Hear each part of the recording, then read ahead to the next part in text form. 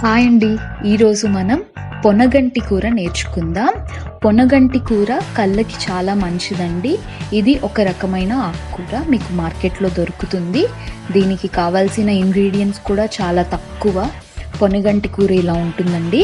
దీన్ని కట్ చేసి పెట్టుకోండి, ఒక 2 కప్పులు. ఇప్పుడు పెసరపప్పు కూడా నానబెట్టుకున్నది, మీరు శనగపప్పు ఇష్టం ఉంటే అది కూడా వేసుకోవచ్చు. ఉల్లిపాయలు, పచ్చిమిరపకాయలు అండ్ వాటితో పాటు అల్లం వెల్లుల్లి పేస్ట్ కొంచెం, ఇంతే. ఈ కూరకి కావాల్సిన సామాన్లు ఇంతే. ఇప్పుడు మనం ఒక పాన్ తీసుకొని ఆయిల్ వేడవ్వగానే కొంచెం ఆవాలు జీలకర్ర వేసుకొని అవి కొంచెం ఫ్రై అవ్వగానే మనం ఉల్లిపాయలు పచ్చిమిరపకాయలు వేసుకుందాం. ఇప్పుడు మీరు ఉల్లిపాయలు ఎక్కువ ఇష్టపడితే ఎక్కువ ఉల్లిపాయలు కూడా వేసుకోవచ్చు. సో ఇది ఉల్లిపాయలు పచ్చిమిరపకాయలు గోల్డెన్ బ్రౌన్ వచ్చేంత వరకు మనం బాగా ఫ్రై చేసుకోవాలి.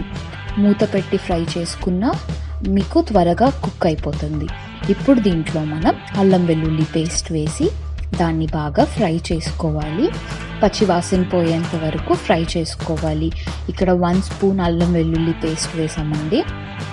మీరు 1/2 స్పూన్ వేసుకోవచ్చు, ఎక్కువ కూడా వేసుకోవచ్చు, జస్ట్ ఫ్లేవర్ రావడానికి. ఇప్పుడు మనది ఇది బాగా ఫ్రై అయ్యాక పొనగంటి కూర కట్ చేసి పెట్టుకున్నాం కదా, అది వేసుకోవాలి.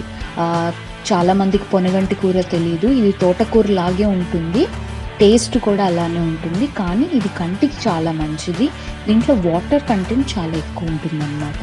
సో వారానికి ఒక్కసారైనా పొనగంటి కూర తింటే చాలా మంచిది. ఇప్పుడు దీంట్లో నానబెట్టుకున్నాం కదా పెసరపప్పు, అది వేసుకున్నాం. మీరు శనగపప్పు కూడా వేసుకోవచ్చు మీకు నచ్చితే. ఇందులో కొంచెం పసుపుతో పాటు ఉప్పు కారం కూడా వేసుకోవాలి. ఎవరికి టేస్ట్కి నచ్చినట్టు వాళ్ళు ఉప్పు కారం వేసుకోండి.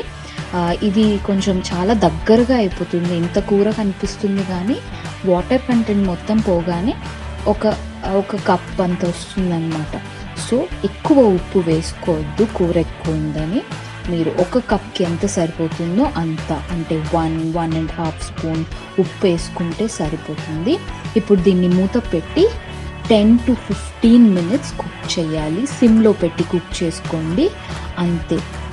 10 to 15 మినిట్స్ తర్వాత చూస్తే మీకే కనిపిస్తుంది కదా ఆకుకూర చాలా కుక్ అయిపోయింది. అండ్ మనకి చాలా టేస్టీగా ఉండే హెల్తీ రెసిపీ పొనగంటి కూర రెడీ. మీకు కనుక ఈ రెసిపీ నచ్చినట్టయితే షేర్ చేయండి. Thank you for watching.